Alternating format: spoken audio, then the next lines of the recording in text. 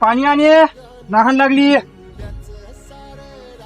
ओ daddy काय झालं? अहो, मुंगलाला? पाणी प्या ना. मुंगला काय झालं? तुम्ही काय परेशान आहे काय सांगा ना मला काय होते तुमचं. काय सांगूया तुला, तो परीक्षा आता पेरणी आली तोंडावर, हा.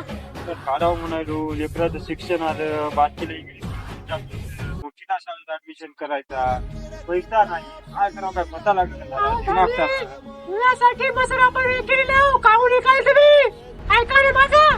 जाय घरात जा, बदबंदी लावू नको तू. जा ब्रह्मदा, ठीक आहे पाणी, जाय घरात जा मदा.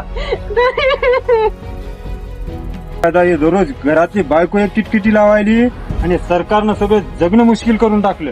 तेलाचे भाव वाढले, खताचे भाव वाढले, बियाण्याचे भाव वाढले. आता शेतकऱ्यांना करावं तर काय करावं. लोक म्हणतात की शेतकऱ्यांना फाशी घेऊन, शेतकऱ्या फाशी घ्यायची वेळ आली नाही तर काय असे ढोरं विकावं लागायले. आता मसड इकल्याशिवाय मग पेरणी होत नाही की लेकराचं ऍडमिशन होत नाही. काय करू देवा, तूच हसरे या शेतकऱ्याला. हॅलो, अहो तुम्ही मामा आमची मसड बघा येणार होते ना. हो या या या, मी हा मसडी पैसे हो हो. काय शेव आपली मसड. ठीक आहे, हा जेवण ठीक आहे. सकाळी 2 लिटर, संध्याकाळी 2 लिटर देते सर. काय सांगली? 65 खाली काय द्यायचे का जरा हिसाब शिवते. तू मग जीवच ना संदीप, तसं कसं सुरूच मिटिंग करतो आले मारत यायला गरज आहे. ते 70 म्हणाले, तुम्ही केवढ्याला घेता मला सांगा फक्त. 45 ते 50 हजारापासून घेतो, याच्यावर रुपया होत नाही. एकच सांगा केवढ्याला घेता. 50 मध्ये करून टाक. हा 50 मध्ये. बरं कोणाच म्हणजे ते लास्ट 45 ला घेतो म्हणा की बघा. कमी व्हायला नको.